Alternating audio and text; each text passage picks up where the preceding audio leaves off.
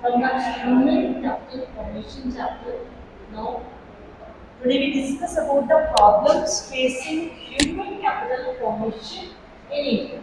So, here is the first problem is rising population.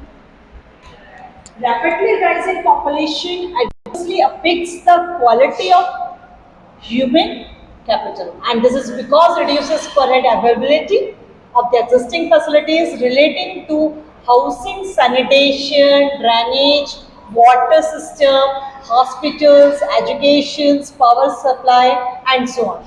So reduced availability of these facilities leads to a fall in the quality of life.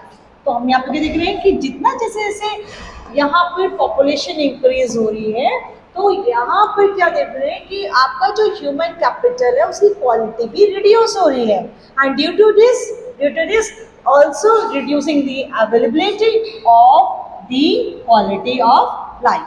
ठीक है, तो rising population की वजह से भी human capital formation जो है आपका इतना ज़्यादा अच्छा ग्रोथ नहीं कर रहा है. And the second thing that is very important, brain drain. क्या होता है brain drain? So here are we are talking about the migration is two types: internal migration and external migration. When person moves state to state, means within the territory, that is the internal migration, whereas when the person moves one country to the another country, that is external migration. So what is brain drain? Migration of persons born, educated and trained in India. ठीक है, मतलब यहाँ पर India में कोई person है, ठीक है, वो यहाँ पर बॉर्न हुआ है, उसने यहाँ पे एजुकेशन ली एंड उसने ट्रेनिंग ली. And developed countries is a serious threat to the process of human capital formation. तो हम यहाँ पे क्या देख रहे हैं कि यहाँ पर तो उसने क्या करा, सब नॉलेज ये सब चीजें उसने यहाँ पे चीजें उसने यहाँ पे से जो है वो यहाँ से कैप्चर करा. ठीक है, और एक यहाँ पर रिसोर्स बन गया. लेकिन रिसोर्स के बाद उसने क्या करा, उसके पास एक बहुत अच्छा जो कैलिबर है, उसने क्या करा, वो अब दूसरी कंट्री में जाकर उसने वर्क करना स्टार्ट कर दिया है. ठीक है, तो that is the very serious problem in the process of human capital formation. क्योंकि अब क्या है, वो एक अच्छा साइंटिस्ट बन गया है, एक अच्छा एडमिनिस्ट्रेटर है, एग्जीक्यूटिव्स है, तो इंजीनियर्स हैं, तो इन सबकी बहुत सारी डिमांड्स होती है अदर कंट्रीज में, तो इसलिए ये लोग यहाँ पर जो है वो शिफ्ट हो जाते हैं. तो माइग्रेशन के थ्रू, ठीक है, हमें ब्रेन ड्रेन सिचुएशंस हमें यहाँ पर जो है वो देखनी पड़ रही है कि किस तरीके से जो है ह्यूमन कैपिटल रिसोर्स आपका रिड्यूस्ड हो रहा है. ठीक है, देन इसके बाद थर्ड पॉइंट आता है deficient man power planning. Deficient manpower planning means not enough efforts have been made to maintain the demand-supply balance of the ever-rising labor force in the country. Means यहाँ पे हमने देखा कि there are two main market forces, demand and supply. ठीक है, तो जैसे आपका डिमांड अगर आपकी मार्केट में ज़्यादा है, तो हमें यहाँ पे क्या है, बहुत ज़्यादा यहाँ पे मैन पावर की ज़रूरत है. ठीक है, तो यहाँ पर हम क्या देखते हैं कि आपका जो मैन पावर प्लानिंग है बहुत ज़्यादा कम यहाँ पर हमें देखने के लिए मिल रहा है कि प्रॉपर्ली जो लेबर फोर्स है उसका यहाँ पे जो है वो बैलेंस हमें देखने के लिए नहीं मिल रहा. As a result India is facing an explosive problem related to graduate unemployment. ठीक है, तो इस तरह से हम देख रहे हैं कि यहाँ पे भी ह्यूमन पावर, ह्यूमन स्किल्स का यहाँ पे भी जो है एक वेस्टेज हमें देखने के लिए मिलता है. ठीक है, then insufficient on the job training in primary sector. हमने कहा कि हम जो कि लिमिटेड कंपनीज हैं या फिर जो सेकेंडरी सेक्टर है, टर्शरी सेक्टर है, यहाँ पर हम आपको ट्रेनिंग्स वगैरह प्रोवाइड कर रहे हैं. But in primary sector, which is totally related to the agriculture sector, which is the backbone of Indian economy, तो यहाँ पर हम उस पर ध्यान नहीं दे रहे हैं. We are not taking attention in the area of professional skills. ठीक है, तो यहाँ पर आपके जो हम स्पेशली यहाँ पर जो जॉब ट्रेनिंग्स हैं आपकी जो प्राइमरी सेक्टर रिलेटेड है, उस सबको हमने बिल्कुल भी यहाँ पर ध्यान नहीं दिया. इस वजह से जो आपका प्रोडक्शन है, ठीक है, वो आपका जो है यहाँ पे इतना ज़्यादा ग्रोथ नहीं हो पाता है. इसलिए हमें यहाँ पे जो है एक प्रॉब्लम यहाँ पे फेस करनी पड़ती है कि ह्यूमन फॉर्मेशन में प्राइमरी सेक्टर में इतना ज़्यादा ग्रोथ आपकी यहाँ पर इंक्रीज नहीं है. ठीक है, एंड लो एकेडमिक स्टैंडर्ड्स.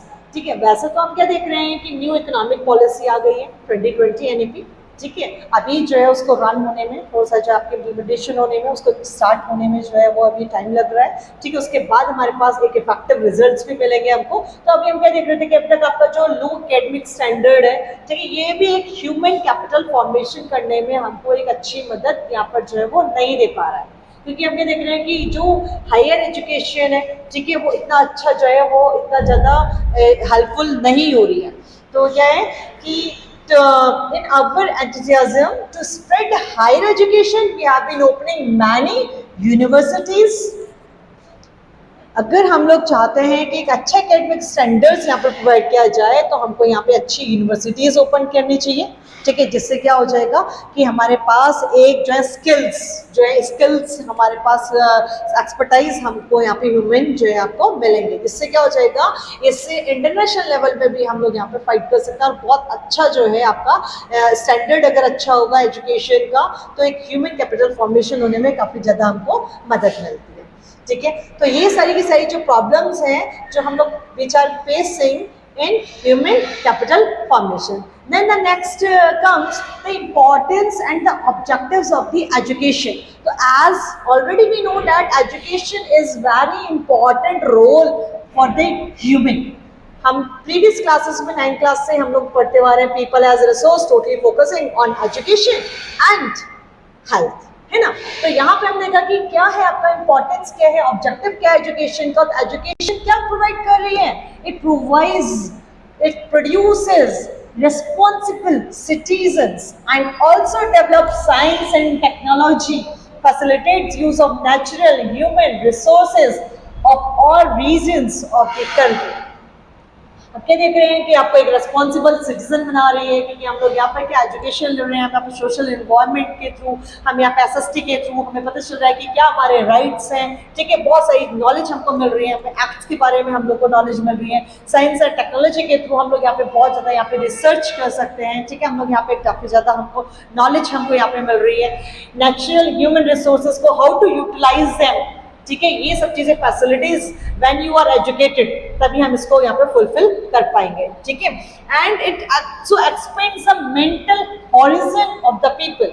अगर हम लोगों के अंदर बहुत ज्यादा नॉलेज है तो हम क्या करेंगे, उसको स्प्रेड करेंगे, ठीक है। तो यहाँ पे स्प्रेड कब होगा, व्हेन यू हैव, जिसके पास नॉलेज ही नहीं है उसके पास एक्सपेंड करने के लिए कुछ नहीं है, तो नॉलेज कहाँ से आएगा, व्हेन यू एजुकेटेड, ठीक है, जब हम यहाँ पे एजुकेशन जब हम यहाँ पर लेंगे। And it helps economic development, ठीक है, क्योंकि यहाँ पे क्या हुआ, आपने नॉलेज, आपने यहाँ पे एक अच्छी एजुकेशन आपने ली, उसके बाद आप यहाँ पे जॉब्स वगैरह करने लग गए हैं। इट मीन्स यहाँ पे क्या हुआ, आप एक यहाँ पे अपने लिए एक एसेट बन गए हैं, जिससे क्या हो जाएगा, आप यहाँ पर as a resource, human resource आप वर्क कर रहे हैं। And it is also helps in economic development through the greater participation of the people in the process of growth and development, ठीक है।